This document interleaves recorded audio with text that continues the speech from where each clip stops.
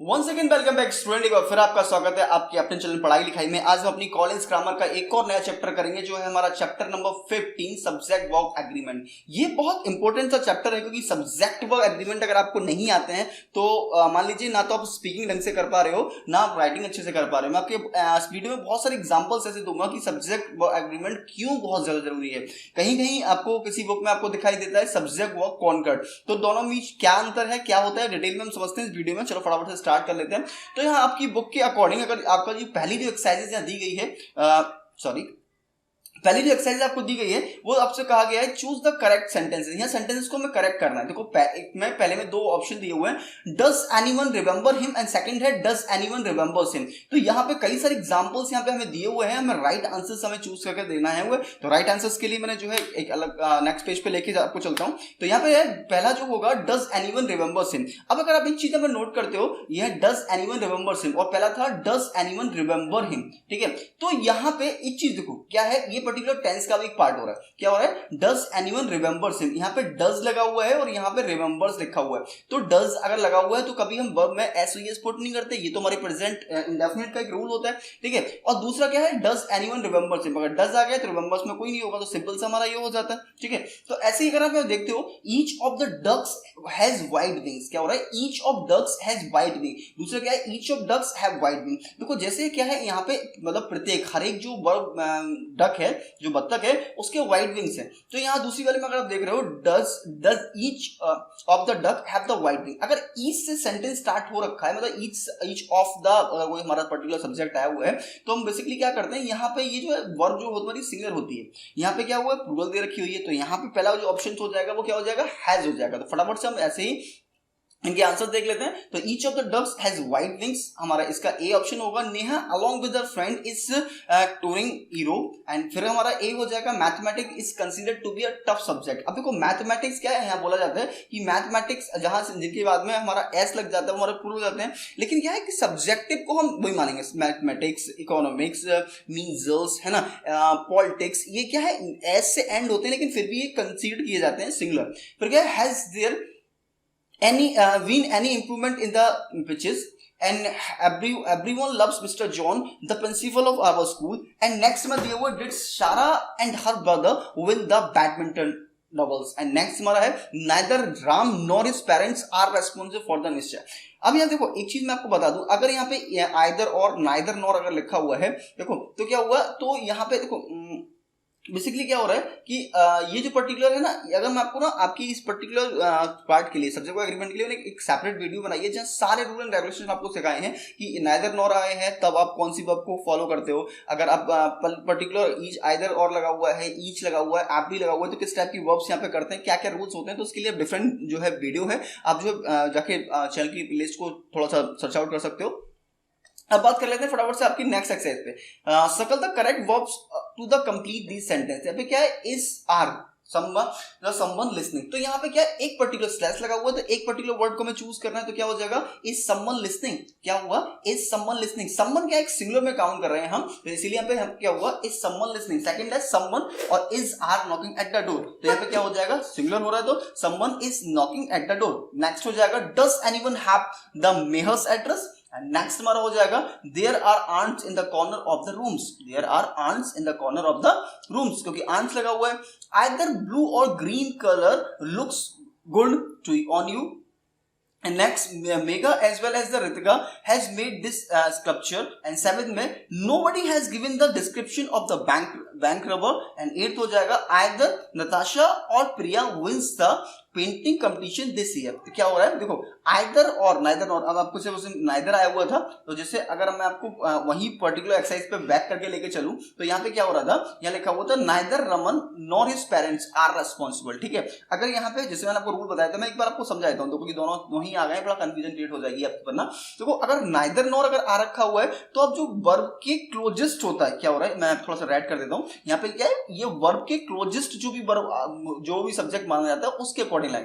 देखो राइदर रमन जो क्या है सिंगुलर है, लेकिन पेरेंट्स क्या है, दो होते हैं, मम्मी पापा, इसलिए हम इसको आर लगा रहे हैं। तो यहाँ पे अगर आप यहाँ नेक्स्ट वाले पार्टिकुलर पार्ट में अगर आप देखोगे, कहाँ गया ये आइदर नताशा और प्रिया। आइदर क्या, या तो नताशा या प्रिया। तो यहाँ पे भी यहाँ जो पर्टिकुलर वर्ब्स यहाँ वही है कि प्रिया के अकॉर्डिंग, जो मतलब क्लोजेस्ट होता है उसके अकॉर्डिंग हम लगाते हैं। तो ये छोटा सा रूल है हमारे सब्जेक्ट वर्क एग्रीमेंट का। बाकी सारे रूल्स आप वहां से चेकआउट कर लोगे, क्योंकि अगर मैं सारे रूल्स सारी वीडियो में इसमें बताना स्टार्ट करूंगा तो वीडियोस बहुत लंबी हो जाएंगी और आप भी बोर हो जाओगे। एक घंटे की वीडियोस एक लेक्चर लेना, मतलब आप देखिए क्लास का आधे घंटे का लेक्चर लेने में हम जो है टीचर बोर हो जाता है, बच्चे बोर हो जाते हैं, ठीक है। तो मैं नहीं चाहता मैं आपको बोर कर पाना, क्योंकि यहाँ पे क्या आप एक्सरसाइजेस करने आ रहे हो, आपको थोड़ा समझने आए हो। तो शॉर्ट में हम बात कर लेते हैं।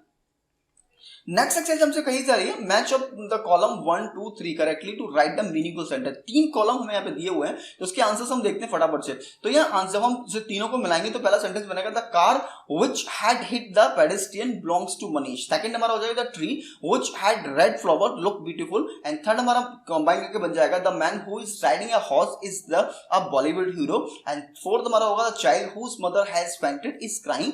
एंड फिफ्थ में the fairy whom you saw in the dream doesn't exist in real life। And six हमारा हो जाएगा the teacher whom all subject student respect is retiring next month। and next हमारा होगा 7 the mangoes which you are eating are from our orchard। and next last हमारा 8 हमारा दिया हुआ है the three men who had got lost but found the parting in a abandoned house। ठीक है, तो यहाँ उसके बाद हमारी डी जो एक्सरसाइज दे रखी हुई है वो दे रखा हुआ है Harry describe a museum underline a mistake and right the correction. तो यहाँ एक पर्टिकुलर हमें क्या है एक पैराग्राफ दिया हुआ है this museum which has the collection of the painting is the heart of the city the painting which Hanks on the walls of the museum is more than 100 years old। तो इसके अलावा इसके जैसे हमें क्या है एक छोटा सा पैराग्राफ दिया हुआ है, इसमें कुछ मिस्टेक्स हैं तो हमें इसे करेक्ट करना है। तो करेक्ट कैसे फटाफट से कर लेते हैं। ये हो जाएगा दिस म्यूजियम हैज, क्योंकि हम कहीं पे हमारा पंक्चुएशन यानी कॉमास आने हैं, फुल स्टॉप आने हैं, सेमी कॉलन आना है, कॉलन आना है, स्लैश आना है, फुल स्टॉप आना है, वर्ब्स हमारी कुछ मिस्टेक है, सारी चीजों को करेक्ट करते हैं। तो ये हो जाएगा the museum which has a collection of painting is in the heart of the city. Next हम से बनाएंगे the painting which hang on the walls on the museums are more than 100 years old। And third हो जाएगा mister Max who has dedicated his life to maintain the painting it's not alive। and fourth होगा a person who had a keen interest in art that started this research at the age of 12। and fifth हमारा होगा he is one of those people whose dedication and contribution to art has left other spellbound। तो यहाँ इस type से हमारे complete हो जाते हैं। नेक्स्ट ई एक्सरसाइज हमसे कहा जा रहा है complete the sentence using the correct form of the verb. तो यहाँ पे क्या करेक्ट फॉर्म हमें लगानी है, उसको कंप्लीट करना है, ठीक है। फर्स्ट हमारे दिया हुआ है is here is pair of jeans faded. यहाँ पे लुक्स दिया हुआ है, तो यहाँ पे लुक्स को हम कैसे यूज करेंगे, his pair of jeans look faded. तो ये हो जाएगा the scissors in my drawer are not sharp. And third हमारा होगा each packet of pencil contain 10 pencils, ठीक है। एंड फोर्थ होगा the bucket of the white lilies is the last one. And fifth होगा the pair of shoes in the shoe rack belongs to me. तो यहाँ और last हमारा होगा the trousers lying in the cupboard are my favourite. तो यहाँ पे इस टाइप से हमारी एक्सरसाइज कंप्लीट होती है। सेवेंथ सॉरी है ही नहीं, वो सेवेंथ में यहाँ पे लिख गया हूँ, 6 ही दे रखे हुए हैं।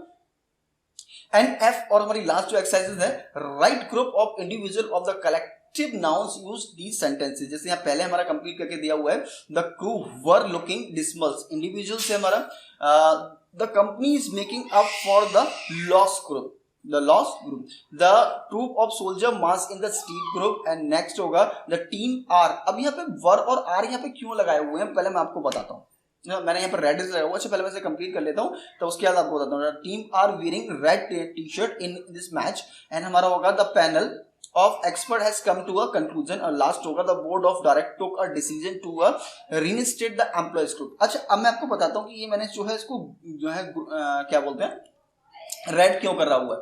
देखो यहाँ पे था क्रू, देखो क्रू क्या है, आपको यहाँ पे क्रू इज लुकिंग डिसबल भी हो जाएगा, है ना। द टीम जो है कलेक्टिव नाउन है, तो हो क्या रहा है बेसिकली हमने यहाँ पे ये जो है इनको हमने प्रूवल क्यों मान के रखा हुआ है, इसको हमने प्रूवल मानने की रीजंस हमारे पास हैं क्यों है। तो वो इन दोनों को ना इंडिविजुअल, मैंने यहाँ पे लिखा भी है साफ साफ कि इनको इंडिविजुअल लेवल पे बात की जा रही है। द क्रू लुकिंग डिसमल, जो क्रू है मतलब जहाजों का जो बेड़ा है, जो लोग वहां पर हैं वो डिसमल बहुत ज्यादा डिप्रेसेस लग रहे हैं, इसलिए इंडिविजुअल कैरेक्टर लगा हुआ है, इसलिए हमने करा। The team wearing the red T shirt is the match individual. The team जो है पहनी हुई है रेड टी शर्ट्स पहनी हुई है। तो यहाँ पे क्या है कि अलग अलग व्यक्तियों के बारे में बात की जा रही है। एक टीम में 11 मेंबर हैं भैया, और 11 ने जो है रेड टी शर्ट्स पहन रखी हुई हैं अलग अलग उनको। तो हम इंडिविजुअल कैटेगरी में जब हम बात करते हैं तब हम इन कलेक्टिव नाउन के साथ में प्लूरल लगाते हैं, अदरवाइज कलेक्टिव नाउन सब सिंगल्स में काउंट होती हैं, ठीक है। तो यहाँ पे इसके बाद जो है आपकी जो पर्टिकुलर चैप्टर है वो खत्म हो जाता है, फिर आपसे विदा लेने का समय आता है। बट अभी भी अगर आपने हमारी वीडियो को लाइक नहीं किया, दोस्तों का शेयर नहीं किया, सब्सक्राइब नहीं किया तो कर देना, क्योंकि आपका एक छोटा सा लाइक, एक छोटा सा शेयर बहुत बड़ा मोटिवेशन दे जाता है। मिलते हैं फिर किसी वीडियो में, तब तक के लिए गुड बाय, थैंक यू।